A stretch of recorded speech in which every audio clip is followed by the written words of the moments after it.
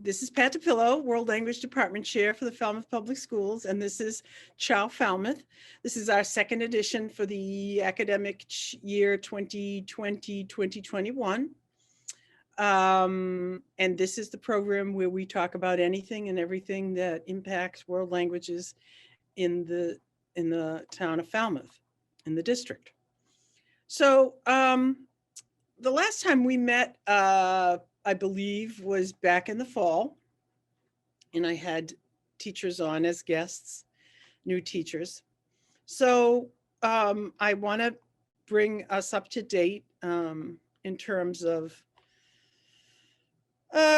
things that, have occurred or are going on. One thing I want to mention right away is that world language, for the first time in 22 years, will have a new set of world language standards. The last time standards were put together in the state frameworks was 1999. So they're a little dated.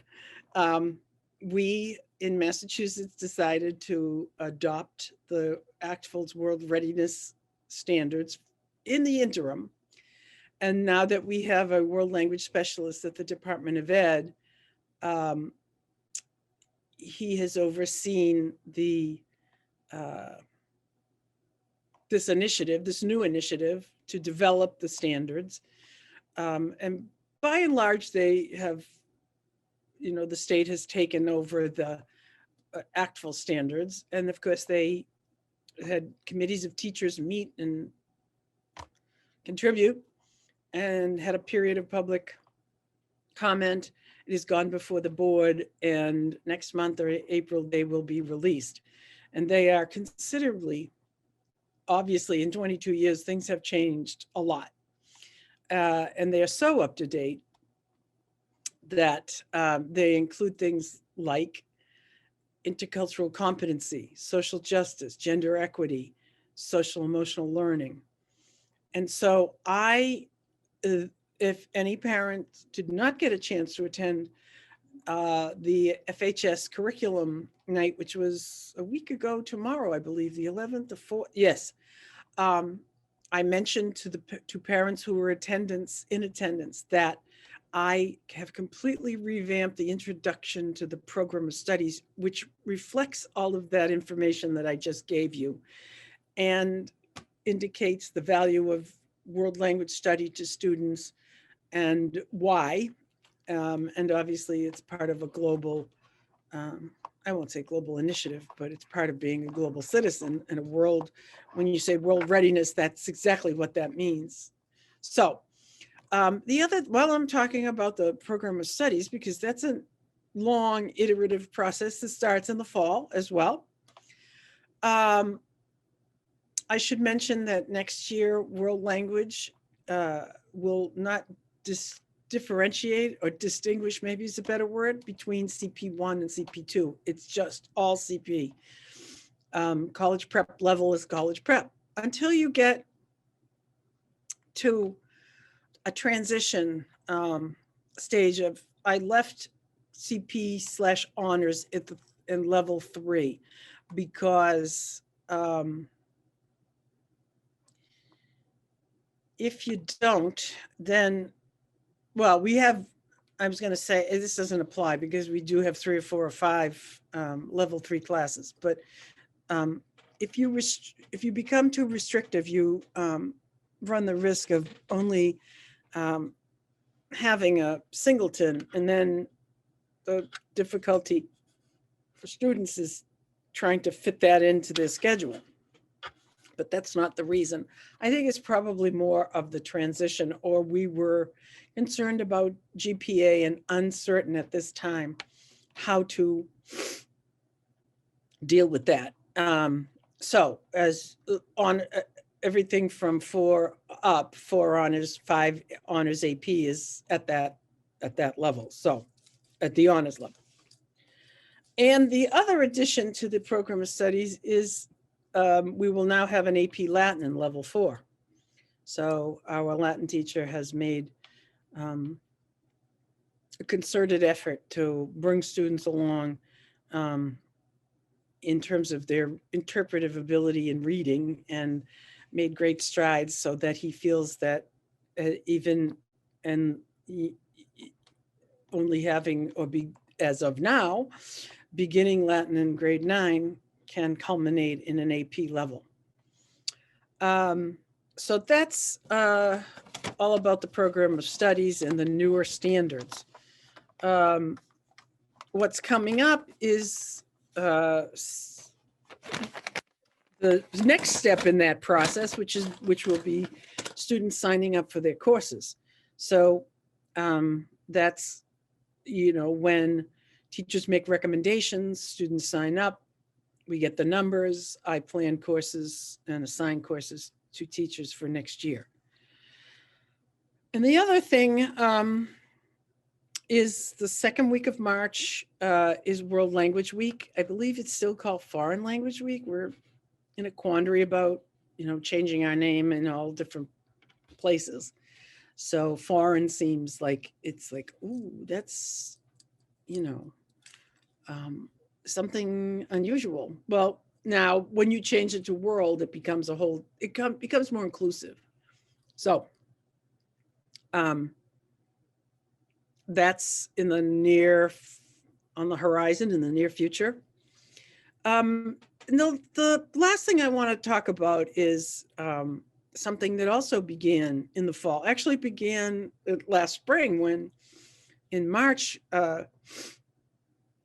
I can remember specifically, it was March 16th, when the governor shut the state down, and teachers had to turn on a dime, really, and did a fabulous job last spring of providing, strictly remote and virtual content to students via Google Classroom. And we began, our foray into Schoology.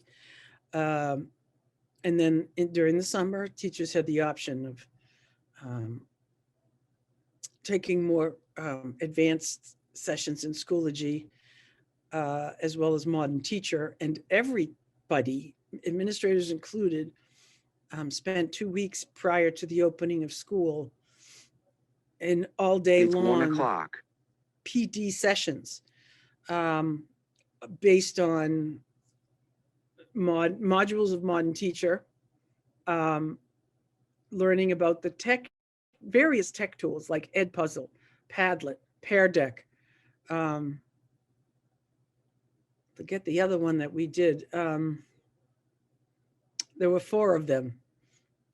And that enables teachers to present material to students in an interactive way. I mean, I'm fascinated with Pear Deck. I just think, and the other one I like is Jamboard, because you can put, when you're on a Zoom, you can share your screen and you can pose a question, and people can create a sticky and put it, answer that question, and you can find commonalities. And it's really helpful in meetings to, size up or assess a certain issue or situation. And so, teachers began in the fall using Schoology, creating landing pages and using beginning playlists.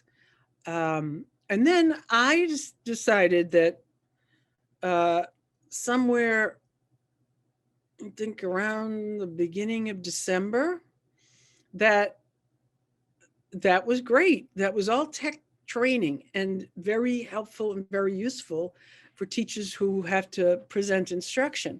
But naturally, it was an entire district-wide initiative. I remember being on Zoom with 300, 400, 500 people. That's, to me, is like amazing.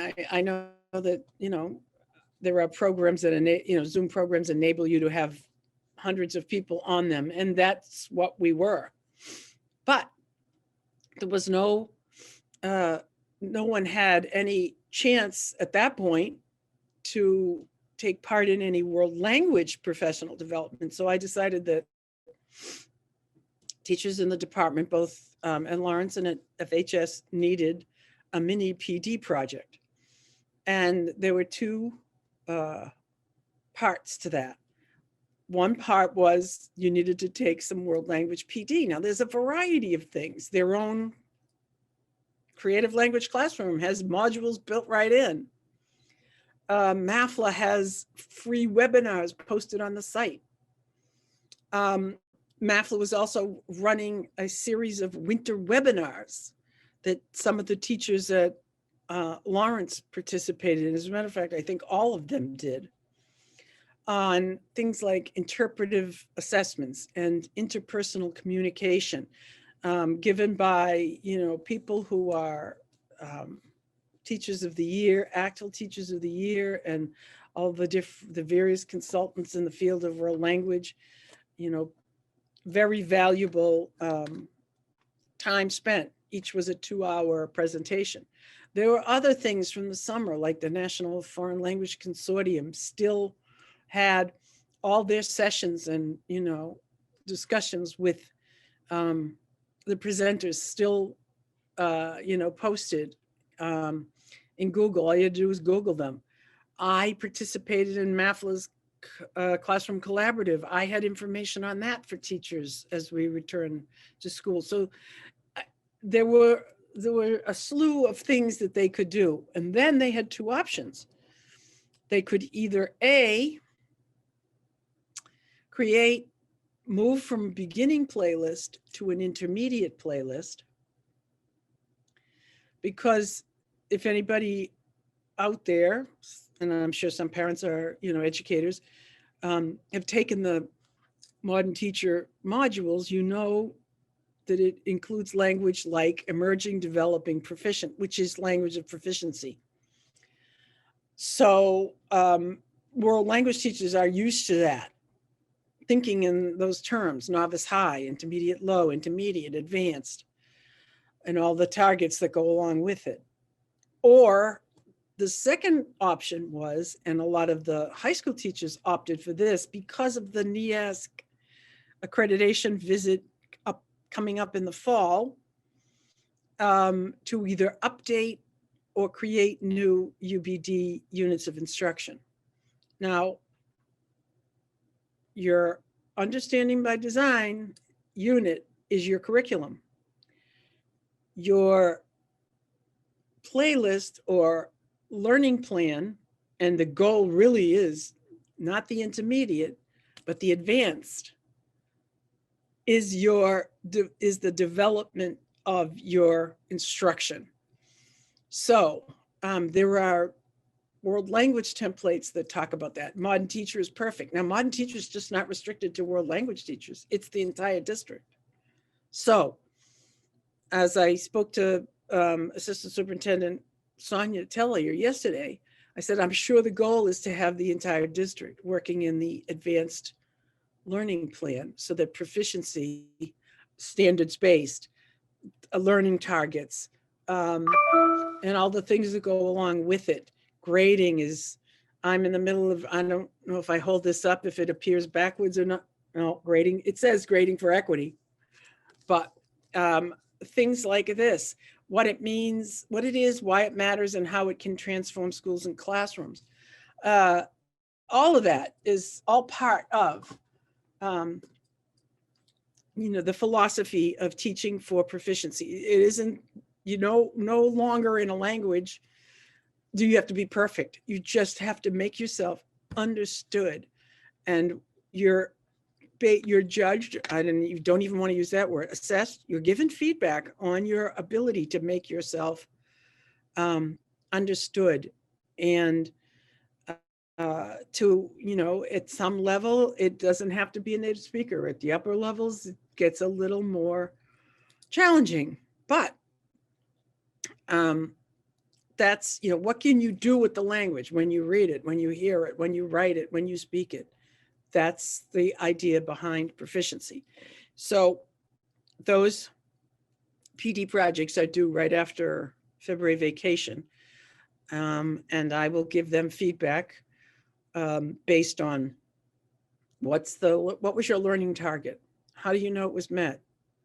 If it wasn't, what do you intend to do from then, going forward to get students to that point?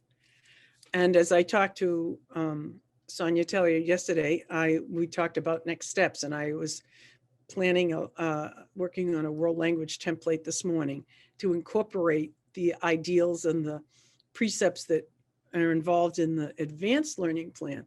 I had a teacher say to me, well, how can that be used at, I don't want to say the level, but in other words, in this teacher's mind, advanced was, well, you must be at the high school. No, proficiency can occur anywhere.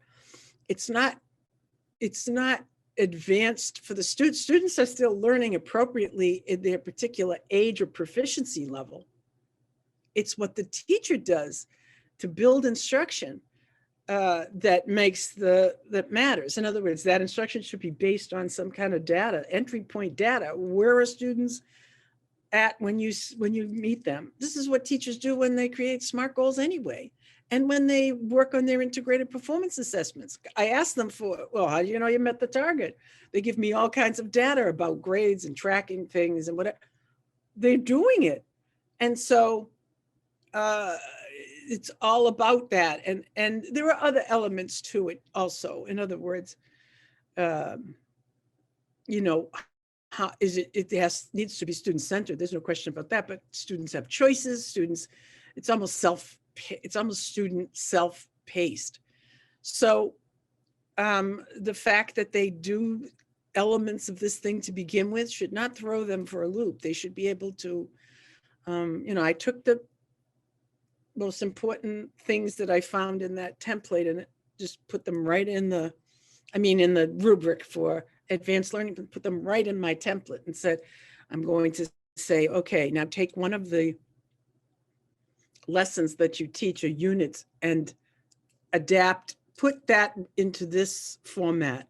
And that will be the next step. Because all of that is evidence for evaluation, and new teacher evaluation evidence is due, I think, mid-April. And if I'm not mistaken, and for professional status teachers on May 1st.